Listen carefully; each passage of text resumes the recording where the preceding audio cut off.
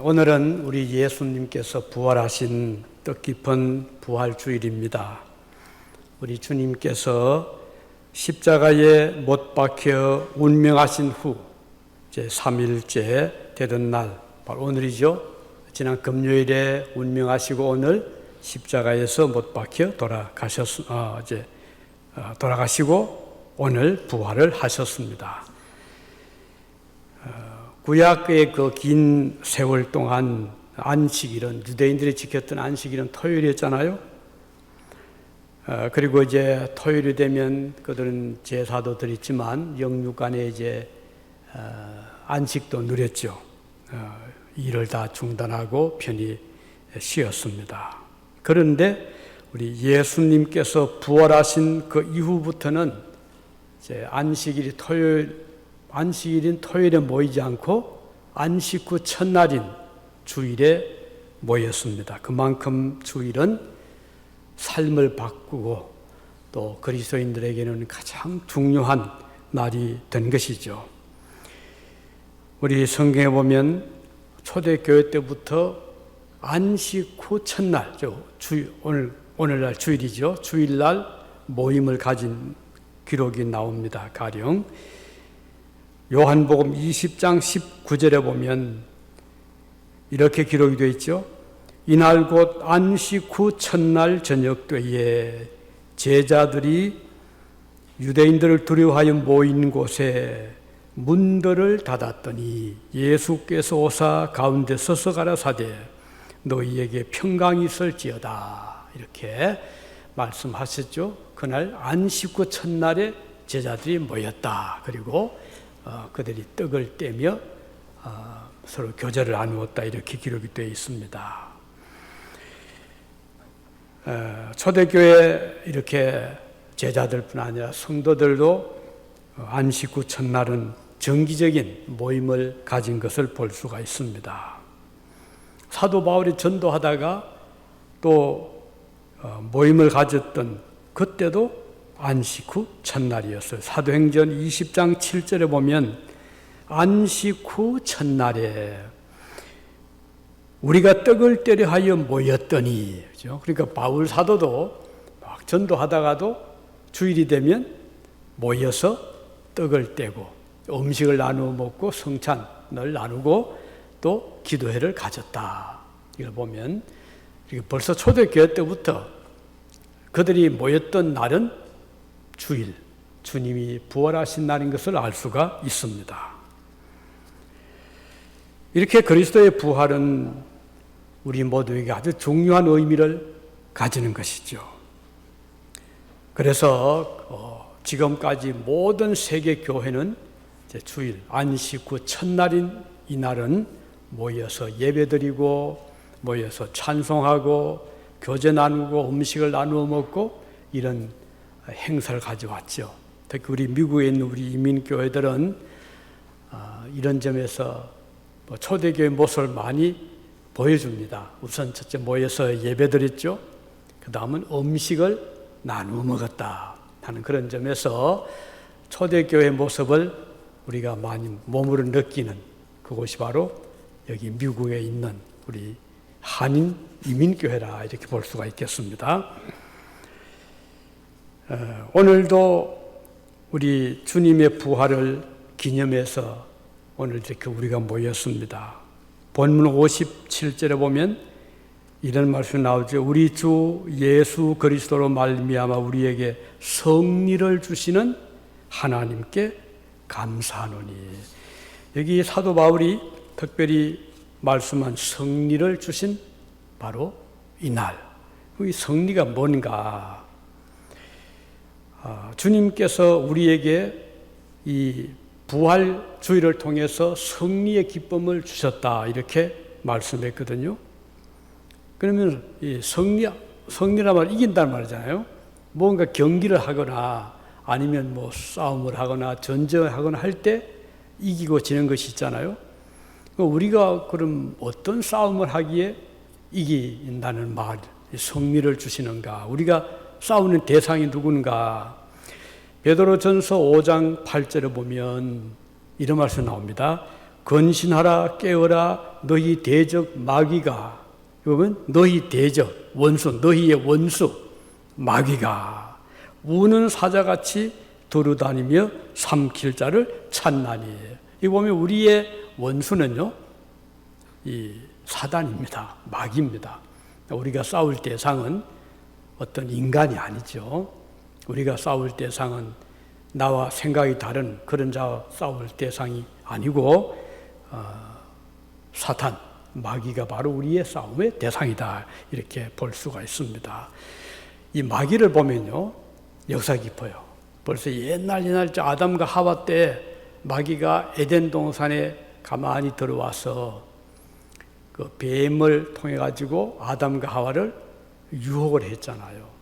그리고는 선악과를 따먹어 보아라, 먹으면 눈도 빨가지고 하나님처럼 높이 되고 아주 다른 그런 자가 될 거다.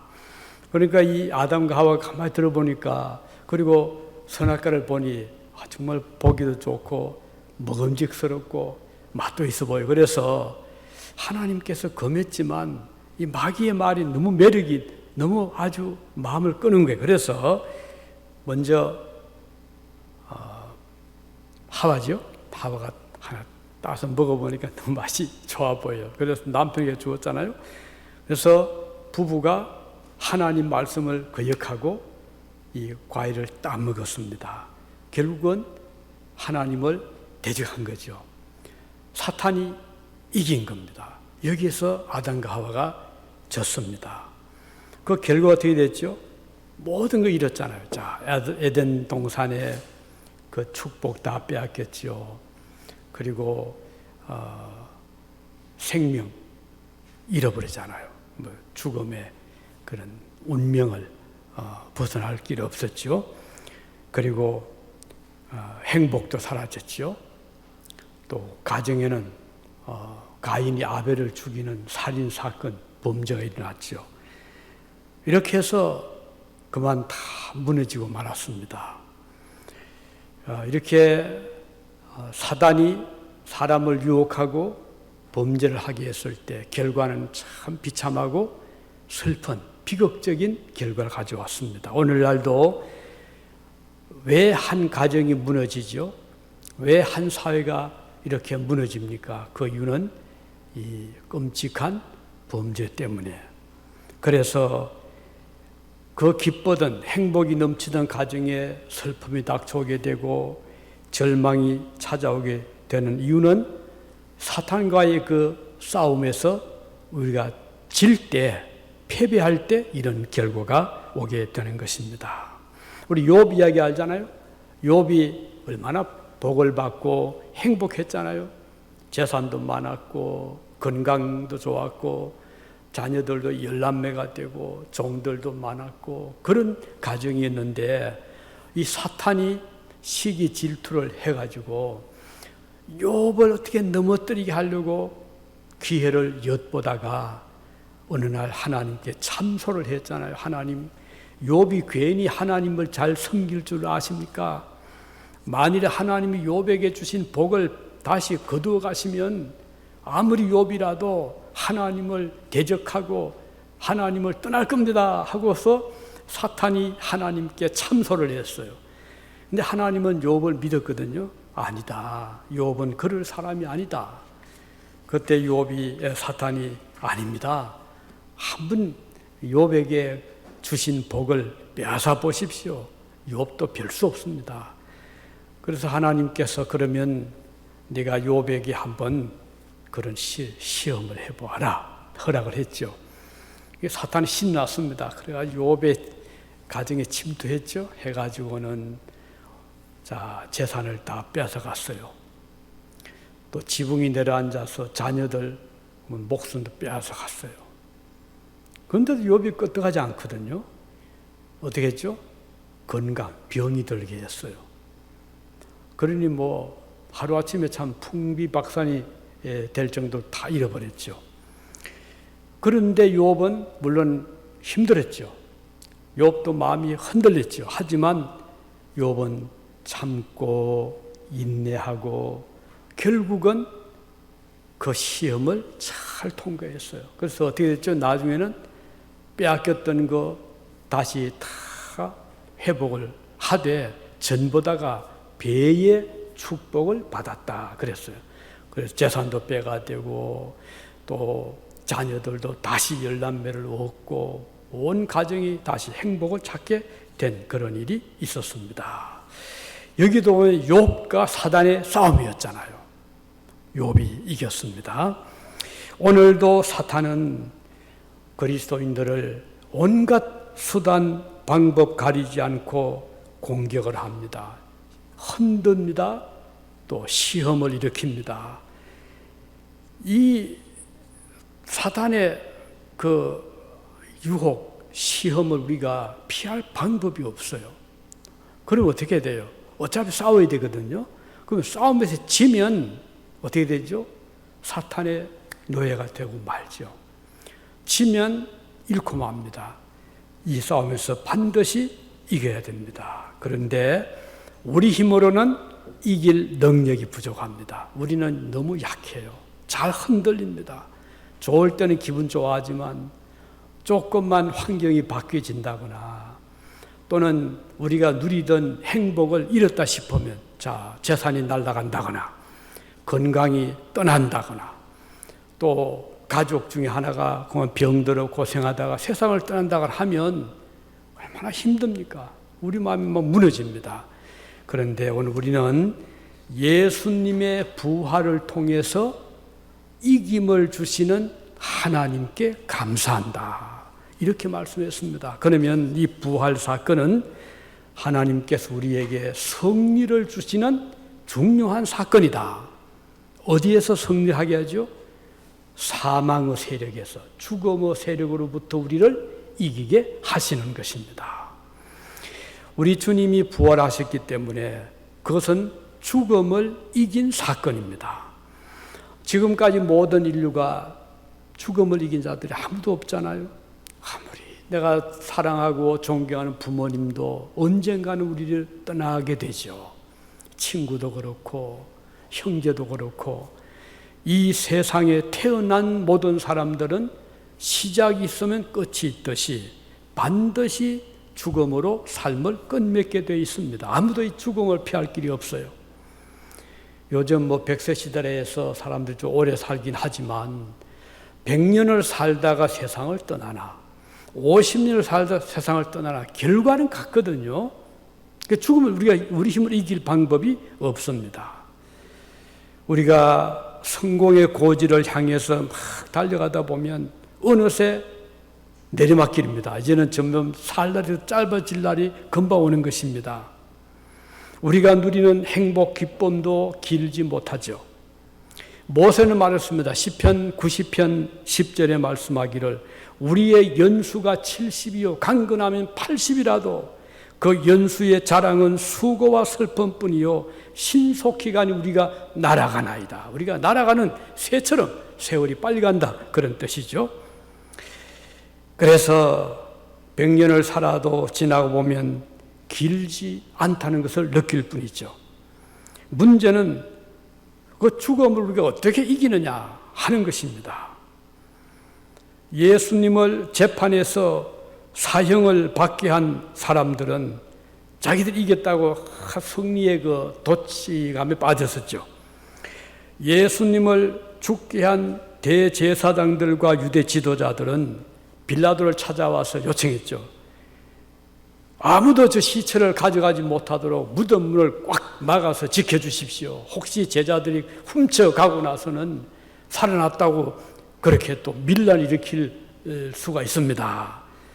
그래서 로마의 군인들을 투입하고 경비병들을 투입해서 예수님 무덤을 큰 바위로 이제 입구를 막아버리고 거기에 관인을 꽝 찍어서 아무도 열지 못하게 하고 그리고 군인들이 창을 들고 무기를 이제 완전 무장을 해서 무덤 양쪽을 지키고 있었죠. 그러니까 아무도 근접하지 못하도록 했습니다. 이렇게 무덤에서 못 나오도록 온갖 그 방법을 사용을 했습니다. 그런데 우리 예수님은 어떻게 됐죠? 오늘 새벽입니다. 자, 금요일 돌아가시고 그러니까 금요일 돌아가시고 일, 3일, 사흘째 되던 오늘 새벽에 예수님은 살아나셨습니다. 죽음에서 일어나셨어요. 그리고는 밖으로 나오셨죠. 그 막아두었던 돌은 굴러서 저쪽으로 가버리고 군인들은 기절을 해버렸어요. 지키던 군인들은. 예수님은 죽음을 이기고 부활하신 것입니다. 이 사건은요, 예수님의 부활은 죽음을 대적해서 대항하여 싸워 이긴 결정적인 증거고 또 결과입니다. 그래서 오늘 이 부활절은요, 여러분과 저에게 하나님께서 생명을 부여하신 그런 중요한 의미를 가진 것입니다. 우리가 그래서 이 세상에 살아가면서 우리는 죽음을 이제는 더 이상 두려워할 필요가 없습니다.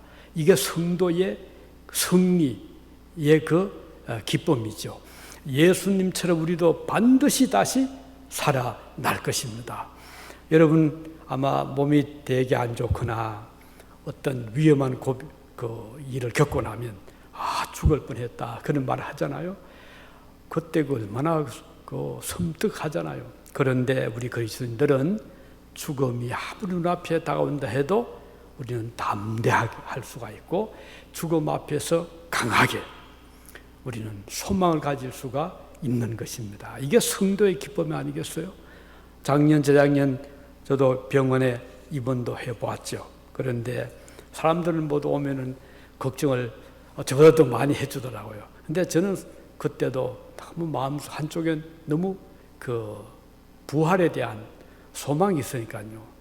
좀 더 두렵지 않더라고요. 물론 하나님이 그냥 데려가지도 않겠지만 할 일이 있는 한은 데려간다 해도 나는 주님 앞에 서리라 생각하니까 조금 더 두려움도 없고 걱정되지 않고 오히려 마음이 참 아주 담대해졌습니다. 이거 저뿐만 아니죠. 모든 그리스도인들은 아무리 눈앞에 캄캄한 일이 닥쳐와도 죽음의 엄침한 사망의 골짜기를 내려간다 하더라도 우리는 노래할 수 있고 기뻐할 수 있고 소망을 가질 수 있는 이유는 예수님께서 죽음을 이기시고 부활하신 것처럼 우리도 주님처럼 다시 살아날 것을 우리는 믿기 때문인 것입니다. 이렇게 주님의 부활은, 예수님의 부활은 죽음을 이긴 그런 승리다 하는 것입니다. 그러면 이 죽음은 어디서 오죠? 왜 죽음이 인간에게 왔어? 하나님께서 사람을 지으실 때 아예 죽을 존재를 지으신 것이 아닙니다. 그러면 영원히 살 존재를 지었는데 죽게 된 이유는 죄가 들어왔기 때문이거든요. 그래서 첫 번째 승리는 사탄과의 싸움에서 이긴 것이, 죽음과 싸움에서 이긴 것이다. 두 번째는요, 죄에 대한 승리를 의미하는 것입니다. 죄는 죽음의 원인이거든요. 죽음의 아주 동기가 죄인 것입니다. 그런데 로마서 6장 23절에 보면요, 죄의 값, 죄의 삭은 사망이다 그랬어요. 그러니까 죄를 지은 사람은 그 결과적으로 사망을 받게 된다 하는 것이 하나님의 법입니다. 그래서 오늘 이 세상의 모든 사람들이 죽을 수밖에 없는 것은 다 죄의 영향 때문입니다. 죄가 적든 많든 또는 크든 작든 상관없이 죄의 결과는 죽음이라는 것이 하나님의 법이거든요. 죄의 삭은 사망이다. 만일 죄가 없다면 죽음을 맞이할 필요가 없는 것이죠. 그러나 불행스럽게도 모든 사람들은 다 죄를 지은 자들입니다.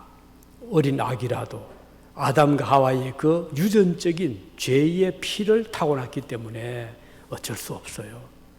그래서 이 세상에 살아가는 모든 자들은 죄의 굴레, 죄의 멍에, 죄의 짐에서 벗어날 길이 없는 것입니다. 그런데 예수님의 십자가의 죽음은 죄를 이긴, 그래서 용서를 받게 되는 겁니다. 유대인들이 제사 지낼 때 양을 잡았잖아요. 양을 이제 죽여서 피를 받아가지고 어떻게 했죠? 피를 뿌립니다. 제단에 뿌리고. 왜 피를 뿌리죠? 그 이유는 죄의 값은 사망, 죽음, 피인데, 그래서 예수님의 보혈의 피를 상징하는 양의 피를 뿌림으로써 죄값을 치루었습니다. 그런 의미가 있어요. 그래서 오늘 여러분과 저는 예수님께서 십자가에서 죽으실 때 흘리신 그 보혈의 공로가 우리의 모든 죄를 용서하고 덮는 데 사용이 된 것입니다. 그래서 주님의 부활은 죄를 이긴 그런 승리다. 자, 죽음을 이겼죠? 그 다음 죽음의 원인이 되는 죄를 이긴 것이 예수님의 부활의 의미라는 것입니다. 아무리 우리가 수양을 쌓고 열심히 기도를 해도 내 노력, 능력 가지고는 죄를 해결할 길이 없어요. 평생을 수양관에 들어가서 수양을 해도 죄를 이길 길이 없습니다. 중세 때는요, 수도사들이 많았거든요. 수도성. 그들은 아예 속세를 떠납니다. 그래서 가정을 떠나고 사업을 접고 직장을 떠나고 깊은 산속에 들어가서 촉은 목피, 나무 열매 따먹고 없으면 굶고 이렇게 하면서 계속 거기서 기도하면 자기의 죄를 고백하고 깨끗하게 살려고 하는 그런 자들이 중세에 많이 있었어요. 서울세에도 그 알프스 산, 그 융포라고 들어보시죠? 융포라고 하는 그 높은 산 그쪽으로 인틀라켄에 있어요. 인틀라켄 쪽 올라가면 거기에 성지가 하나 있습니다. 그 가보면 굴이 하나 있어요. 그 굴 속에서 성자 한 분이 기도하다가 평생 거기서 기도하다가 죽은, 그래서 그곳을 기념해서 지금도 거기 관광지가 되어 있어요. 아주 초라한 조그만 굴인데 거기에서 겨울에 그 추운 겨울 눈 속에서도 여름에도 자기의 죄를 고백하면서 성자 한 분이 여기서 세상을 떠났다. 자, 그렇게 한다고 해서 죄를 이길 수 있을까요? 그에게도 예수님의 죽음의 공로가 필요한 것입니다. 우리 모두는 예수 그리스도의 보혈의 공로가 없이는 죄를 이길 방법이 없어요. 그런데 너무도 감사하게도 우리 주님이 십자가에 죽으심으로 우리는 죄로부터 해방을 받게 되고 죄를 이기게 되고 그리고 구원을 받게 된 것입니다. 그래서 이 주님의 그 십자가의 죽음은 죄에 대한 승리다. 이제 마지막으로 이제 사탄에 대한 승리입니다. 그러면 자, 죽음이 어디서 왔죠? 죄로부터. 그 죄는 어디서 왔습니까? 죄를 짓게 한 그 동기를 부여한 존재는 사탄입니다. 사탄이 아담과 하와를 찾아와서 막 그 유혹을 했잖아요. 너 선악과 따먹으면 얼마나 좋은지 아느냐. 눈도 밝아지고 하나님처럼 되고 정말 그 새로운 존재가 될 거다 하고서 막 이제 유혹을 했습니다. 그게 오면 아담과 하와가 넘어갔잖아요. 죄를 지은 거예요. 하나님 말씀을 거역하고 죄를 지었어요. 그 결과로 죽음을 받게 되었거든요. 그러면 결국은 죽음의 그 근원을 올라가면 사탄입니다. 근데 사탄이 존재하는 한은 불행하지요. 그런데 예수님의 십자가의 죽음은 사탄을 이긴 것입니다. 그 창세기 3장에 보면 거기 원시 이제 복음을 하죠.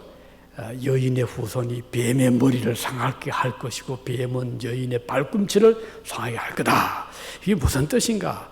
성경학자들은 그것은 바로 복음의 예언이다. 여인의 후손 누구죠? 예수 그리스도. 그리고 사탄은 뱀으로 상징되어요. 예수님의 십자가로 사탄의 머리인 사탄의 그 뱀의 머리를 찍어서 완전히 제압을 하고, 근데 뱀은 꼬리의 세력 가지고 여인의 후손의 발꿈치를 해치는 거예요. 그 정도입니다. 지금 사탄이 아직까지 완전히 무정행에 지옥에 들어가진 않았거든요. 남아있는 사탄의 세력이 지금 계속해서 사람들 괴롭힙니다. 유혹도 하고 넘어지게도 하고 사람의 마음속에 악한 마음을 넣어주기도 하고 그런 정도거든요. 그러나 사탄은 이미 예수님의 십자가로 인해서 그 제압을 당한 것입니다. 그런데 우리 주님의 부활로 사탄의 세력이 이제는 다 꺾게 되었다. 사탄의 힘을 발휘 못하게 되었어요. 그래서 예수님의 능력을 나타나면 사탄이 벌벌 떨게 되는 거예요. 아마 여러분도 그런 얘기 들어보셨죠? 귀신 들린 사람이 예수님을 이름을 부르니까 쩔쩔매더라. 그런 들어봤어요. 저도 그런 경험이 많지는 않지만 몇 번 있었어요. 그야말로 귀신이 막 사람을 충동하니까요. 이거 제정신이 아니잖아요. 얼마나 힘이 또 센지 눈동자가 달라지고요. 아주 거친 그런 모습으로 바뀌어지고 그런데 기도를 했더니요. 그렇게 막 날뛰던 그런 사람이 얼마나 정숙해지고 조용해지고 꼼짝을 못하더라고요. 그걸 보면서도 참 하나님의 능력이구나. 하나님이 역사하시는구나.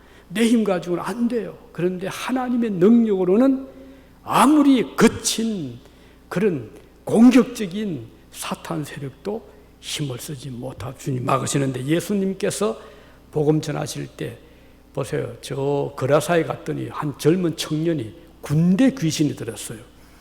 마귀들이 한 둘이 아니고요. 한 부대가 그 속에 들어간 거예요. 그러니까 이게 얼마나 자기 몸을 상하고 쇠고랑으로 묶어놔도 쇠를 끊어버리고 다시 활동할 정도로 이런 무시무시한 청년이 있었는데 예수님이 그 근처에 가자마자 급히 고개를 땅에 엎드려서 선생님 나를 저 돼지떼에게 들어가게 해주시오 하고서 벌벌 떠는 거예요. 그래서 예수님이 허락을 했더니 그 군대 마귀가요.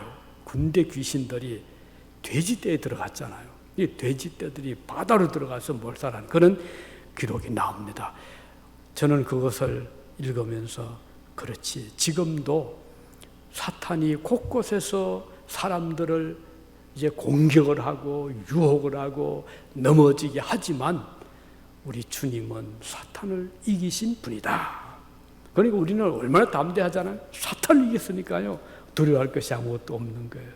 그래서 우리는 세상에 하나님 외에는 염려할 거 아무것도 없고 두려워할 자 아무도 없습니다.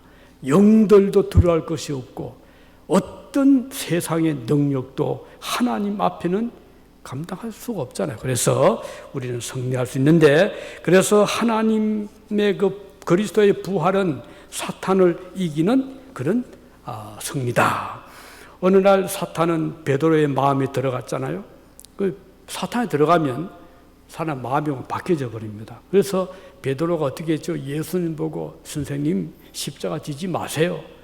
근데 그 말 들어보면 정말 그 좋은 말처럼 들리잖아요. 그러나 사실 하나님 뜻을 막 이제 어기게 하는 거잖아요.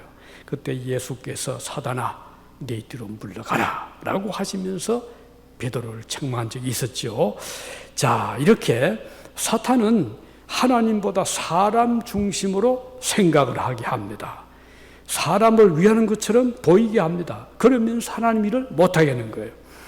그때 예수님은 사탄을 물리치셨습니다. 우리 주님의 부활은 이렇게 사단의 권세를 제압하는 그런 확실한 승리의 부활인 것입니다. 우리 주님의 일생 동안 예수님을 끊임없이 공격했던 그 사탄은 이제 주님의 십자가에서 죽으심과 부활로 머리가 상하게 되었어요. 더 이상 사탄이 자기 마음대로 할 수가 없게 된 것입니다. 우리 주님께서는 완전한 승리를 하셨습니다. 온갖 방법으로 십자가를 지지 못하게 했지만 주님은 그것을 물리치시고 십자가를 지시고 죽으시고 부활하심으로 완전히 승리하신 것입니다. 그래서 오늘 우리는 예수님의 그 십자가의 죽으심과 부활의 공로를 힘입어서 오늘 우리들도 담대하게 사탄을 대적할 수가 있게 된 것이죠. 우리는 그 공로로 하나님 앞에 나갈 수가 있게 된 것입니다. 이제 말씀을 맺습니다. 오늘 부활주일은 정말 우리에게는 평생 잊을 수 없는 뜻깊은 날입니다. 왜냐하면 하나님의 아들이 우리의 승리를 위해서 죄로부터 승리, 죽음으로부터 승리, 그리고 사탄으로부터 승리를 위해서 주님은 십자가를 지셨고 그리고 부활하셨기 때문입니다. 그래서 이런 하나님의 놀라운 승리의 축복이 오늘 여러분과 여러분의 가정과 온 식구들 우리 모두에게 함께 하시기를 바랍니다. 기도하시겠습니다.